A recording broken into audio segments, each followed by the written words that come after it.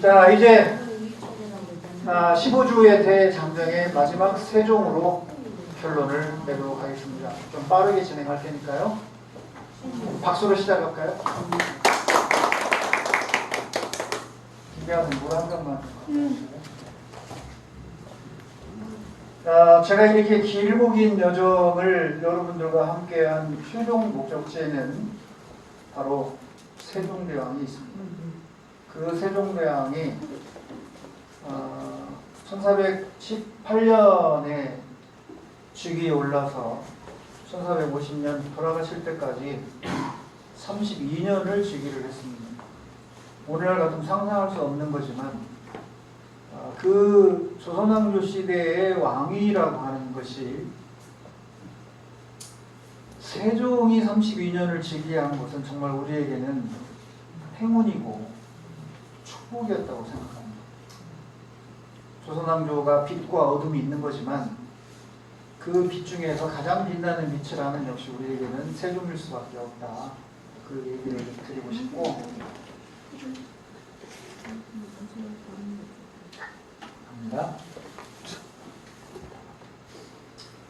세종의 천무는 그냥 단순히 그 시기에 국한돼서 나타난 게 아니라 우리 민족이 단군조선 때부터 누적되어 온 것이 바로 이 조선왕조까지 이어졌고, 그 이어진 것이 천상열차 분야제도가 대표적인 거잖아요. 그래서 천상열차 분야제도는 고구려 천문도를 이어온 거고, 그래서 이 고구려 천문도가 조선에 전해져서 결국 다시 천상열차 분야제도로 태어나서 이어왔고, 그것이 태조 때 만든 석가본이 다시 숙종에 가서 둘판에 또 새깁니다. 너무 낡으니까. 그 숙종의 석가본이 현재 남아있어요. 보물로. 그리고 목판으로 뜬 것들이 저 영조 때 이런 때 뜬 것들을 한정적으로 100몇 장 뜬 게 지금 돌아다니는 게 저거라면 계속 이어져 온 거 아니에요. 그리고 아까 얘기한 대로 우리가 인류 최초의 이 병광성인 미이라를 제일 먼저 발견한 나라가 우리나라였고, 또 세계에서 가장 오래된 이 해성 관측 기록도 우리가 갖고 있고, 또 유명한 그런 헨리해성 관측 기록도 우리도 서양 못지않게 더 과학적으로 정교하게 갖고 있었다. 그런데 이 소개된 것들은 다 세종 이후잖아요. 제가 소개한 것들. 그럼 세종 때로 다시 돌아와서 보면 세종이 맨 마지막에 제가 이제 이야기를 하려고 이걸 표집을 하는 거예요. 이 시대 세종의 정신을 우리가 어떻게 개성해 갈 것이냐. 그게 목표고, 여러분들이 잘 아는 것처럼 우리 세종은 천재입니다. 천재 아니고는 이렇게 할 수가 없는 거고, 저는 그 세종의 박학, 다식한 이런 어떤 지적 수준의 어떤 지능으로서의 세종을 보는 게 아니고, 세종이라고 하는 사람은 종교인을 떠난 하나의 성인으로 저는 보는 사람이에요. 왜? 그만큼 애민이라고 하는 게 임금이 보여줘야 하는 위엄으로서, 권위로서가 아니라, 이분은 제가 판단할 때 세종은 무진장 뜨거운 사람이고 따뜻한 사람, 진정으로 사람을 사랑했고, 마음속에서는 성리학의 유기질서의 최지존의 자리에 있었지만 본인은 백성들과 평등하다는 생각을 가졌고, 그러지 않고서는 이 모든 것을 증명해낼 수가 없어요. 그래서 제가 인간적으로 세종을 사람으로서 바라보면서 이분은 종교인보다도 더 따뜻한 박의 정신을 갖고 있고 인류의 정신을 갖고 있었던 사람이다. 이렇게 보고 있는 거예요. 어느 시대든 누가 됐든 대통령들은 본받아야 할 사람이고, 우리의 자랑 조선왕조 실록도 바로 이 전조사구를 세종 때 만들었기 때문에 이 전조사구가 살아남아서 조선왕조 실록이 세계 기록유산이 중국의 왕조실록, 일본의 왕조실록, 어느 왕조실록을 다 제치고 조선왕조실록이 세계 기록유산이 되게 된 것도 결국 세종의 힘이다. 상상의 모습이겠지만 1월 오봉도, 1월 음양오행이잖아요. 음양오행의 천문을 배경으로 통치를 했던 우리 조선왕들, 그 중에 대왕 세종은 제일 여기에 어울리는, 왜냐하면 천문학자였으니까.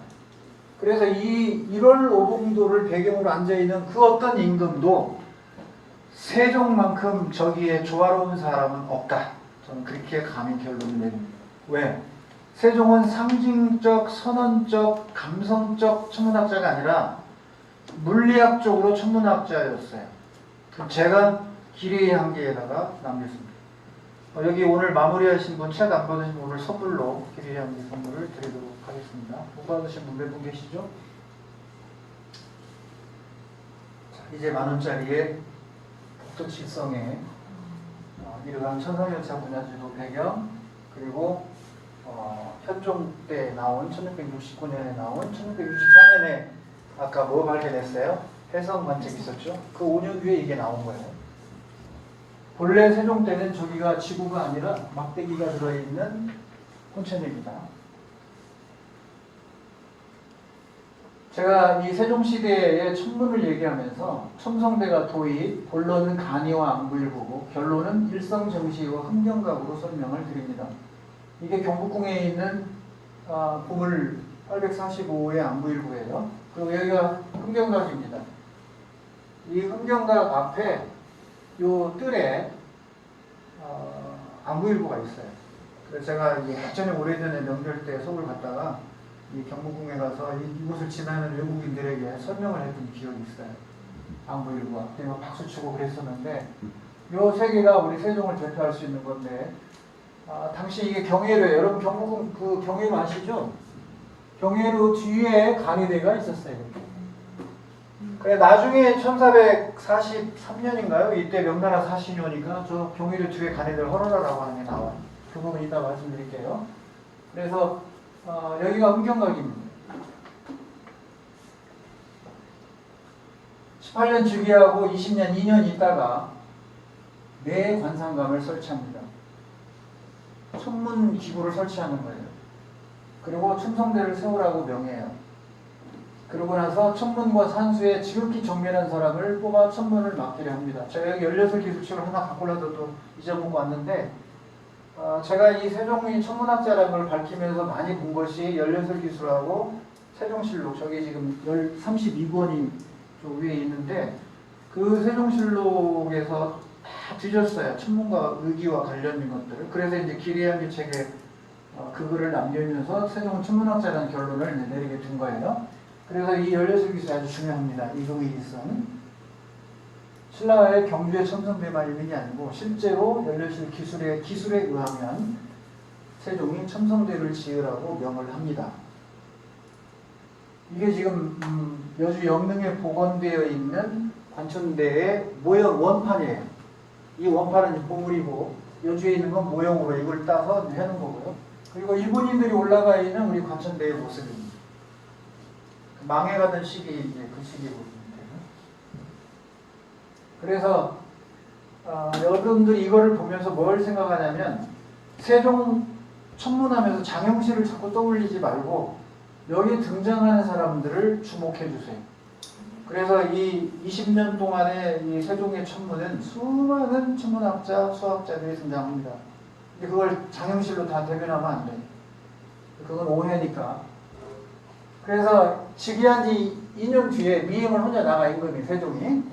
그래가지고 어디로 가냐면 첨성대를 지으라고 했잖아요. 거기로 나가서 윤사홍이라는 천문학자가 상당히 큰 일을 합니다.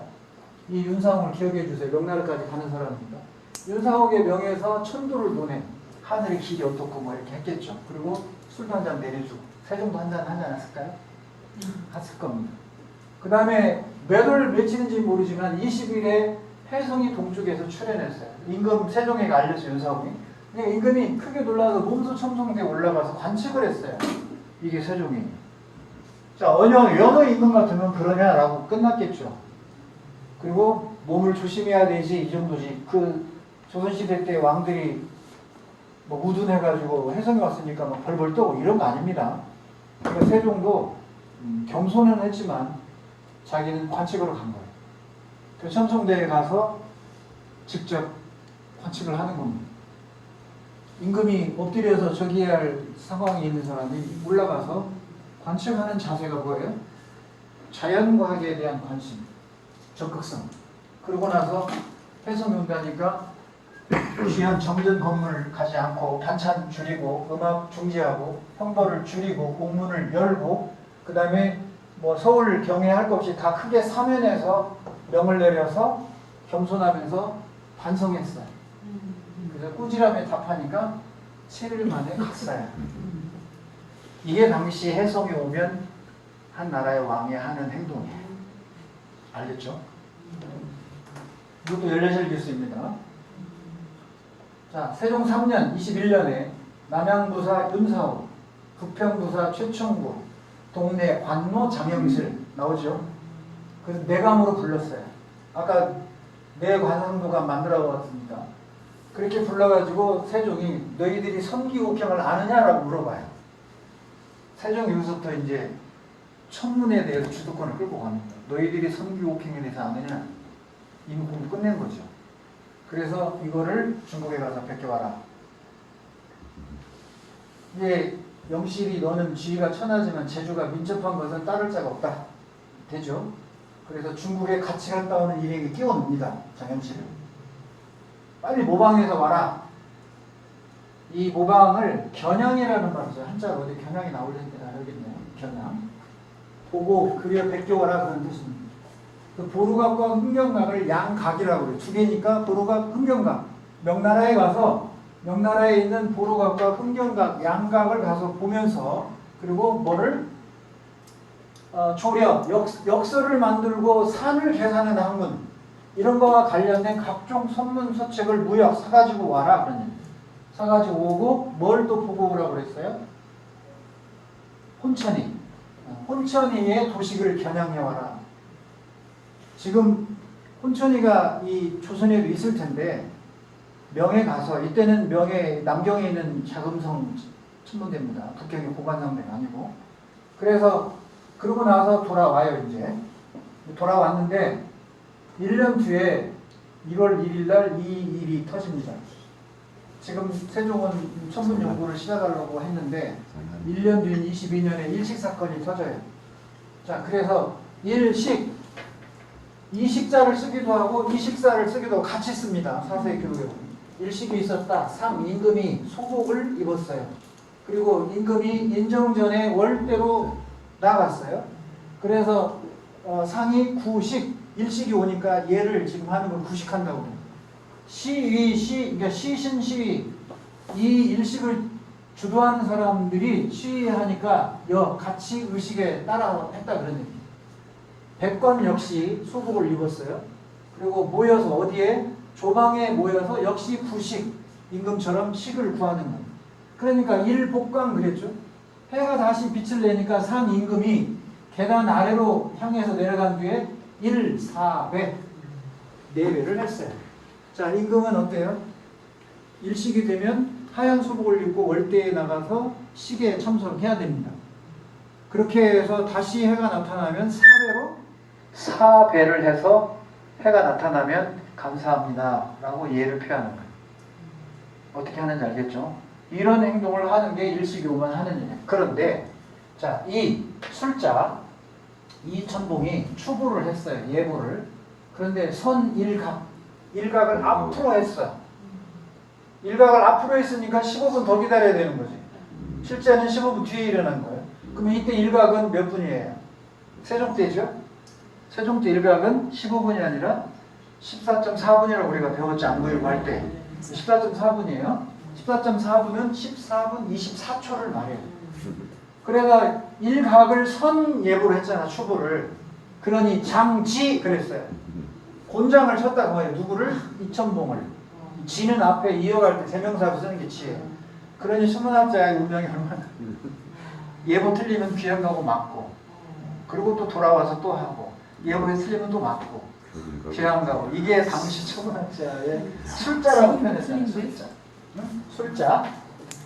술자가 이렇게 일각을 틀리니 그러니 장지 곤장을 쳤다 그런 얘기. 억울하겠다. 왜 일각이 틀렸느냐가 중요한 거예요. 세종은 여기에 주목한 거예요. 그 지금 천문 연구를 한참 시작하고 있는데 이렇게 틀렸잖아. 고려사 때 제가 얘기를 안 했는데 고려사 천문지를 보니까요. 공민왕 때 오보하면 사형하게 되더라고요. 아, 이거 무슨 선포됐어요. 천문지를 읽으면서 이 기록이 나오는 거예요. 오보하면 죽이는 걸로. 이게 얼마나 천문이 게 중요한 건지 알겠죠. 천문학자는 그냥 파리 목숨이었던 거예요. 그러나 조선시대 때는 이런 거 없었습니다. 왜 일각 14분 24초, 즉 14.4분이 틀렸을까? 조선의 역사가 아닌 거죠. 중국에서 가져온 거잖아요. 중국에서 공급해주는 역사예요. 12월 21일 동지사가 중국에 가면 천문 역서를 받으러 가는 거예요. 그게 황제의 권위예요. 황제가 천문 역서를 만들어서 사대하는 나라, 속국이 아닙니다. 사대 관계일 뿐이에요. 그 사대하는 나라에 이 천문 역서를 주면 그걸 가져와서 복사해가지고 전국 관원의 관광소에 뿌려주는 역할을 하는 게 동지사의 역할이에요. 그래서 이 1422년 일식이 안마중으로서 세종은 더 확고하게 내가 조선의 천문을 완성해야겠다는 더 각오를 다졌을 거로 제가 추리를 합니다. 그래서 이들이 돌아왔어요. 이제 22년 1월 1일 이식 사건이 있고 중국으로 갔던 사람들이 왔는데 다 돌아오진 않았어요. 그래서 윤사홍에게 이제 양각, 아까 보루각과 흥경각을 베껴오라고 했잖아요. 그리고 혼천이를 겨냥해 오라고. 그래서 양각, 혼이, 성상, 도감을 만들어요. 관에 주도할 수 있는. 그래서 거기를 누구에게 맡긴다? 윤사홍에게 맡깁니다. 장영실 아니에요. 자, 그 다음에 이제 세종 7년 1425년에 가면 10월에 양각을 준공했어요. 보루각, 흥경각을 준공했다는 뜻입니다. 그리고 내감에 가서 두루보고 기이하다, 훌륭한 장영실이 중한 보배를 성취하였으니 그 공이 둘도 없다. 면천, 노비를 면하고 실첨지라고 하는 관직을 주고 그 보루가 뭔지 알겠죠? 작용루 뭐 이런 그런 걸 관장하는 일을 살피게 했다고 합니다. 그래서 그 감조관이었던 윤사홍에게 안마를 내렸다. 자, 지금 이제 제가 연륜설 기술을 계속 소개를 하고 있어요. 세종실록이 아니라 5월 7일 밤에 임금이 첨성대에 가서 관을 들여다보면서 뭐라고요? 노인성이 어디 있느냐? 뭐라고? 윤사홍이 남쪽 하늘을 가리키며 남극 노인성이 저기에 있는데 시력이 모자라서 보이지 않습니다. 시력이 모자란 게 아니고 노인성은 서울에서는 볼 수가 없습니다. 시력이 모자라서 안 보인다 이렇게 표현을 했지만 그런데 남극에 가깝고 높이 있사온데 제주 한라산과 서북은 백두산, 설안점이 어딘지 몰라요? 상봉에 올라가면 보인다 하오니 바로 보냅니다. 윤사홍이 되면 너는 제주도로 가고 그 다음에 이무림과 최천군은 백두산과 설안점으로 보내 가서 노인성을 봐라. 그게 천상열차 보내주는 노인성입니다. 이거를 무려 5년간 도전합니다. 이 세종이. 그래서 이 노인성 보이잖아요, 여기. 이 노인성인데 지금 그림이 아래로 내려가네요. 이게 노인성이고 이게 시리우스고 이게 삼수예요. 여러분 오리온 자리 보이죠? 그래서 오리온 자리 니겔인데 삼수가 오리온이 보이거든 시리우스가 보이고 시리우스가 보이면 노인성이 보이니까 꼭 제주에 가면 찾으라 그런 얘기입니다. 그래서 다 실패하고 돌아옵니다. 실패해서 못 봤어요. 윤사홍이든 이무림이든 최충구든. 갑자기 다 돌아와. 그러니까 1430년에 또 보내. 세 명에게 명예에서 또 가라 니네들. 그래서 10월에 무림 최충구는 못 보고 왔고 12월에 윤사홍은 춘분에는 보지 못했지만 추분에 봤어요. 그래서 도형을 올렸어요. 드디어 노인성을 관측해서 올린 겁니다. 이게 얼마나 대단한 집념이에요. 그래서 이제 윤사홍이 돌아왔잖아. 윤사홍이 있었다 너. 그래서 술 한잔 주고 들어보는 거예요 지금. 내가 직접 갈 수는 없지만 신화가 본 건 내가 본 거니까. 그래서 윤사홍에게 노인성 관측한 전말을 쭉 설명을 들으니까 일단 한 잔 우리 저도 따라주세요. 사홍을 가자 했다. 이제 또 올려준 거죠. 그래서 우리 송면한 선생님 아마 기억할 텐데 2017년 2월 12일 날 삼방산 아래 거기가 무슨 펜션이죠. 거기에서 형제섬이에요 이게. 여러분 삼방산에서 형제섬 보이죠? 바닷속에 있는. 몰라요? 그 형제섬 위에 이걸 찾았어요. 우연하게. 얘기를 하다가. 그래서 그렸어요. 이 형제선물 기준으로 15도, 15도, 15도 간격으로 배치를 다 15도, 15도, 15도 다 손으로 재서 그린 뒤에 이 위에 이거 관측지예요. 그래서 제가 최초로 노인성을 맨눈으로 관측해서 그린 그림입니다. 그러니까 윤사홍도 저와 같은 식으로 아마 도형을 그려서 올렸을 거예요. 그래서 그 다음에 이제 드디어 노인성을 실제로 사진 촬영에 성공한 때가 수마포 해안가 이겁니다. 여기 오림자리 보이죠? 오림자리 보입니까? 네, 위에 이렇게. 그 다음에 이게 큰 계자리 시리우스 보이고. 그러면 노인성이 있다. 이와 같이 해서 노인성을 관측하는 게 쉽지가 않다. 그런 얘기입니다. 그래서 세종은 천문학자이다 실학자라고 제가 밝힌 겁니다. 세종은 천문학자이다 실학자다. 왜냐? 자, 이제 세종실록입니다. 세종 19년 4월 15일자 기록이에요. 위로는 천시를 받들고 아래로는 민사의 부지런하심이 우리 전하께서 물건을 만드는 일에 힘쓰게 하는 지극한 의지심과 농사에 힘쓰고 근본을 중히 여기는 지극한 뜻은 동박이 없었죠. 장차 높은 대와 더불어 무궁토록 전할 것이다. 이게 세종이 실학자이자 천문학자라는 걸 증명하는 것 중에 하나예요. 계속 보세요. 그건 이제 저 PD에 한 개도 들어있으니까. 실사고시와 이용후생이 바로 이거다.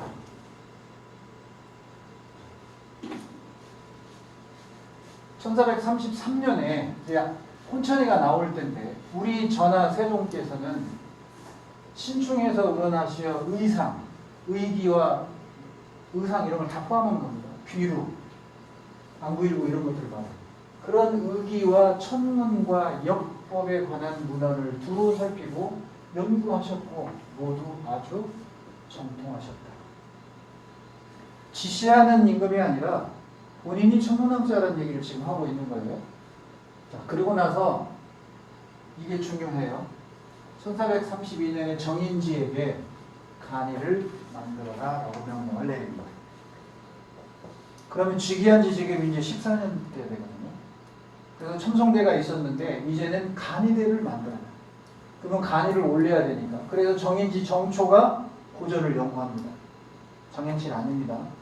계속 제가 지금 윤사홍, 이무림, 최천구, 그 다음에 정인지, 정초 이분들이 다 천문학자고 수학자들이에요. 연구하는 사람. 그래서 핵심이 북극 고도를 측정하는 거다. 서울에. 위도 측정하는구나 그런 얘기. 세종은 다 알고 있었어요. 그래야 위도를 측정해야 안부일부도 유두에 맞게 설치하고 혼천이도 유두에 맞게 세팅하고 간이를 만들어서 각도기도 측정해서 만들려면 위도가 첫 번째니까 세종이 명을 하는 거예요. 세종실록의 기록이에요. 그래서 정초와 정인지가 yen제도를 연구해서 이천은 뭐에? 공역을 감독하고. 그래서 재니까 38도가 나왔어. 서울의 북극 고도가. 이때는 백각법이니까 38도가 맞아요. 대충은. 왜냐하면 96각법 360도로 하면 37도 얼마지만 백각법으로는 더 크게 나와야 돼 숫자가. 그래서 구리로 간이를 만들었어요. 자, 이게 1432년.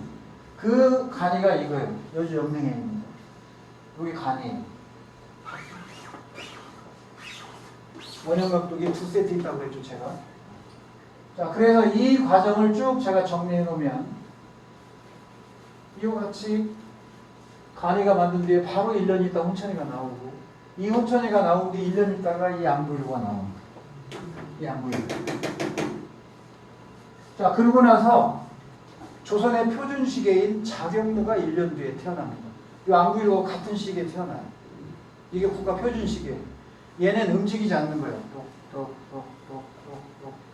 하루 1440분 곱하기 60초 계속 움직이는 국가 표준이 되어주는 거예요. 여기에 나머지를 세팅하는 거예요. 나머지 기기들. 그래서 자경루가 국가 표준 시계가 되는 거예요. 이걸 국가 표준으로 삼았다고 했어요.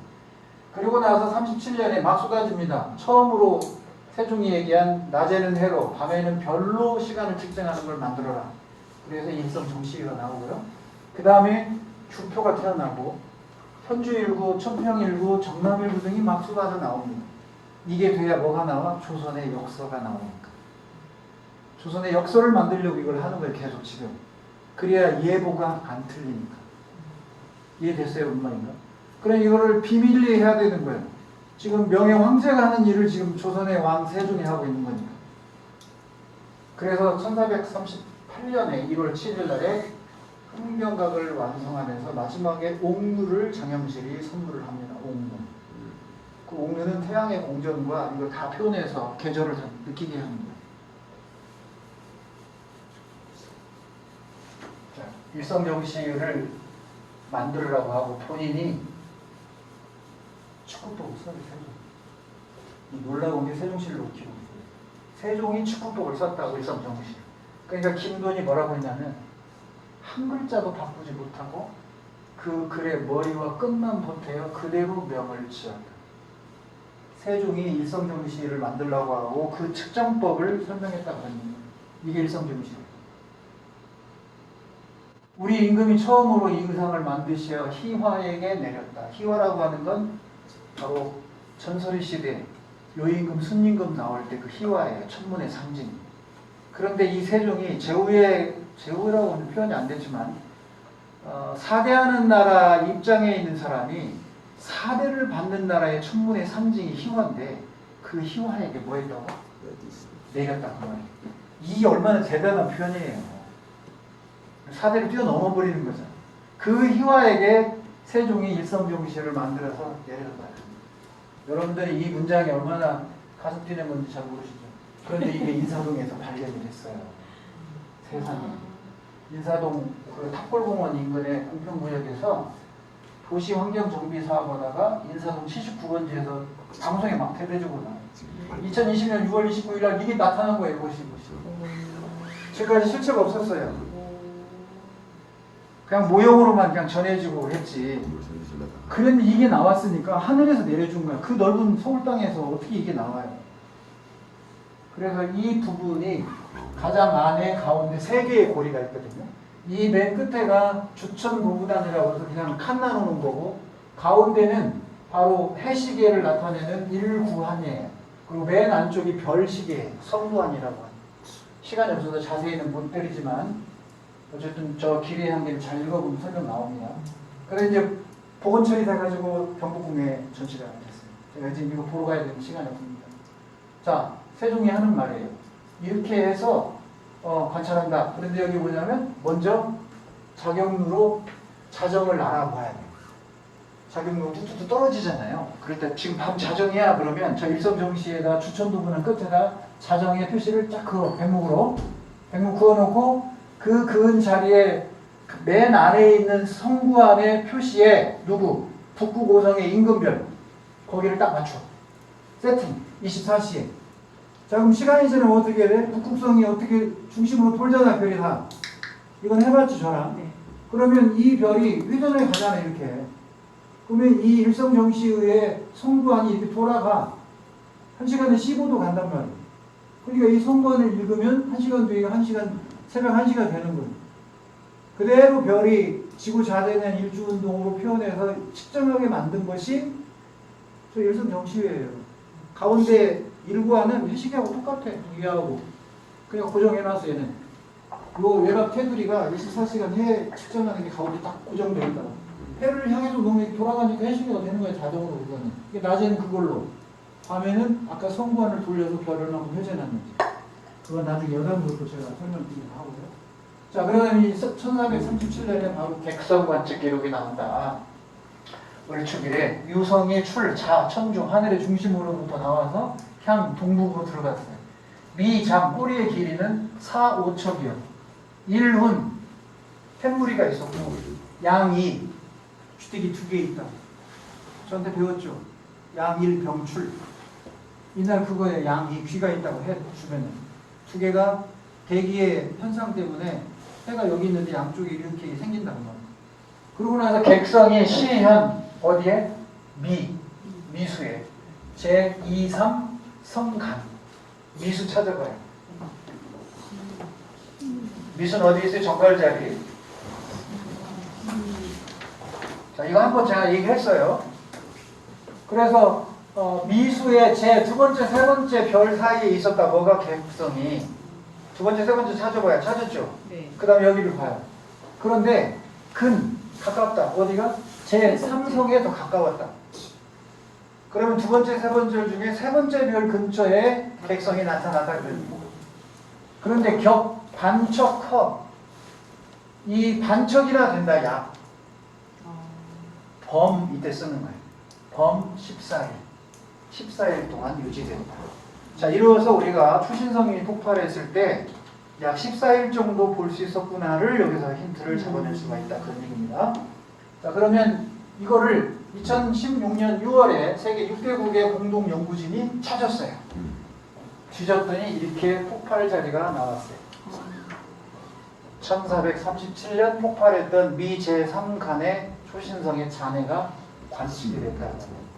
이때 박수를 쳐야 되는 거예요. 대단하죠. 자, 미 2, 3이죠. 1, 2, 3. 2, 3 중에 3에 가까웠다. 그래서 이곳을 뒤져서 바로 찾았다는 거고요. 마지막에 이제 이 흑명각을 완성을 했고 7정산 4편이 1444년에 완성이 되고 드디어 이제 다 완성했으니까 드디어 달력을 만든 거예요. 비밀인데 달력을 만들고 그 다음에 7정산 외편을 만들어내고 4편은 원나라 곽수경에 의해서 전해져 온 명나라법의 수시력을 계산하는 거고 외편은 아랍의 이 회의력, 음력을 중심으로 하는 역사예요. 그거를 연구해서 이때 여기는 360도법을 씁니다. 회의력은 365가 4분의 1법을 쓰는 게 아니고 그래서 이 1447년에 8월에 일식이 있을 거라고 예보를 하는 기록을 해놓은 거예요. 1444년 이때 이 역설을 발표한 뒤에 3년 뒤에 있을 일식을 예보한 거라고. 그거를 정묘년 1447년 정묘년에 교식 가령 계산법이다 그런 얘기입니다. 거기다 이렇게 남겨놓은 거예요. 그런데 이게 실제로 있었다 그 얘기. 그래서 놀라운 거예요. 그래서 이 1447년에 음력 8월 1일 신정 3각 50초에 일식 예보를 했는데 서울에서는 뭐라고 했냐면 오늘 신시에 유시에 일식이 있을 예정인데 짙은 구름에 가려서 뭘 하지 않는다? 부식을 하지 않는다. 부식은 뭐였어요? 하얀 소금 입고 나가 사는 거잖아요. 안 하겠다 그런 얘기입니다. 그러니 각도의 유시를 내려서 해에 먹히는 분수를 알아보게 했다. 그랬더니 어디에서 보고하기를 신시에 서북간에서 먹기 시작하였다고 하였다. 예보에 성공한 사례. 세계 세 번째. 이때 박수 쳐야 됩니다. 일식이 있었다는 걸 기록은 누구나 할 수 있어요. 우리 당군조섭 때 해온 거예요. 그러나 일식을 예보해가지고 이렇게 맞추는 것은 이 세종에 와서 한 일일 거예요. 그러니까 당시 아랍, 명, 조선. 그래서 이 조지프 니덤이라는 사람이 조선의 서운관이라는 책 속에서 명의 사대를 하면서 어떻게 명보다 뛰어난 천문을 했는지 의아하다. 이 부인이 중국인이었어요.